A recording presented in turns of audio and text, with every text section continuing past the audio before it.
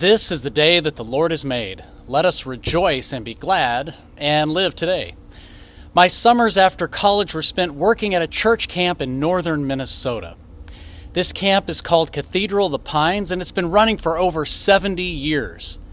As one can imagine, after a while, the buildings, they become tired and worn, and they need to be replaced. Due to the cost restraints, a few different buildings would be replaced each and every year. Now, my 2 summers there saw a major overhaul in that all of the camper cabins were finally replaced. Now, with these new cabins came large expectations. One of the traditions that came into being over the first 50 years of camping there was that campers would scribble their names on the walls of the cabins, and on the bunks, and up there on the ceilings. Each cabin became a unique form of artwork as graffiti covered the walls from window to window. Campers would then return year after year to see the marks that they'd made on the cabins. Now, while this practice wasn't encouraged, it certainly wasn't discouraged either. That is, until the arrival of these new cabins. With the new camper cabins, graffiti would not be tolerated. They were so new and crisp and clean, no way the campers would be allowed to tag the walls. But how do you discourage a behavior that is no longer tolerated, though it's been acceptable for such a long time? Well, that's easy. You find the right punishment for the crime. The new rule put into place was that if a staff member were to discover any type of scribbling on the walls, then there would be a $25 fine for the guilty party. And if no one fessed up, all 8 campers in that cabin would receive the penalty. They all would have to pay the $25. So either one person is punished or everyone is. Now, I can't help but to think of how similar this is to what we hear from our reading in the Gospel of Mark.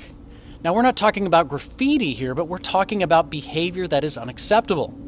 And in this case, it is sinfulness. Ever since 2 people decided to snack on some forbidden fruit in the Garden of Eden, others have decided to follow suit and copy that behavior.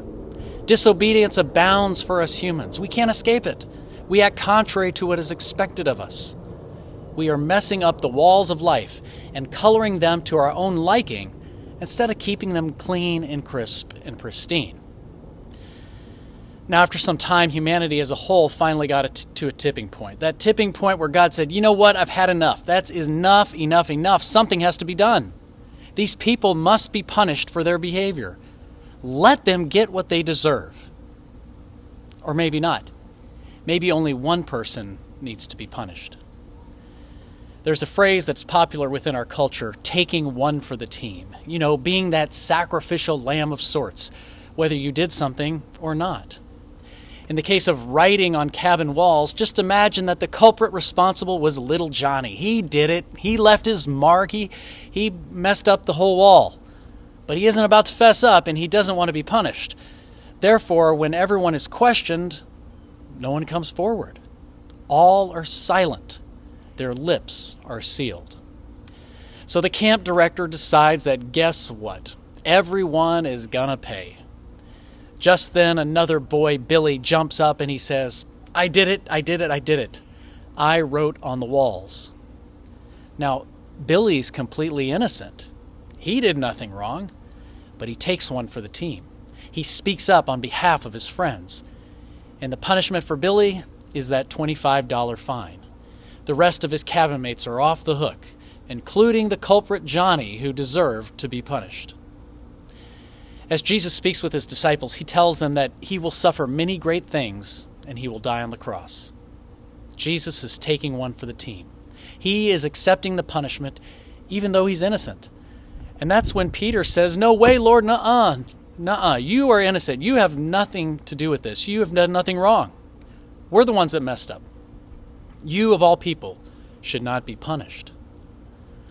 But it's all too late.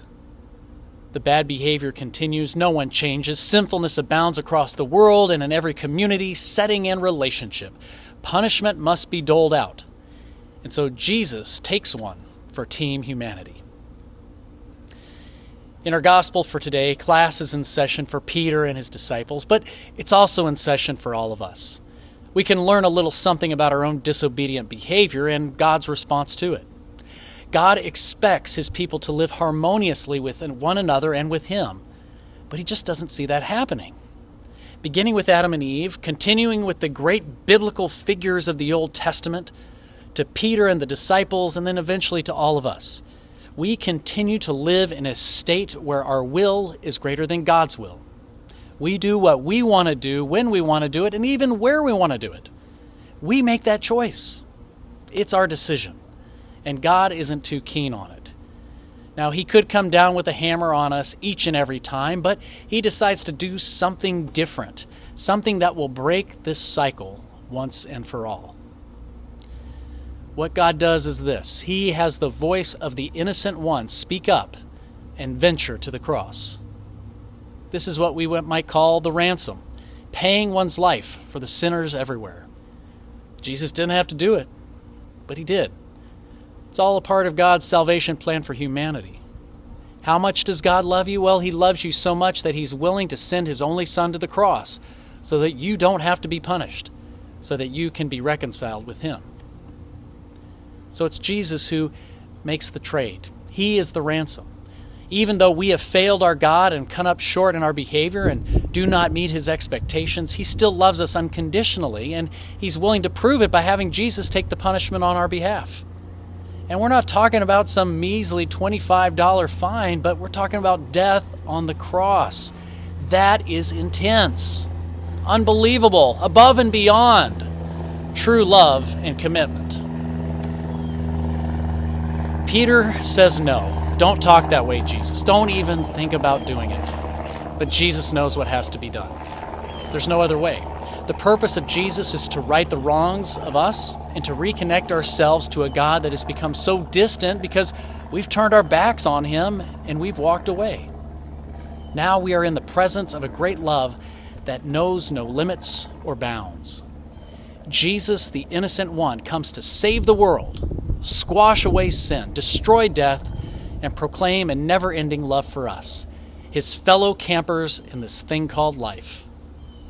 We have all remained quiet for far too long. The least we can do now is to speak up and thank him for such an unselfish act. Amen.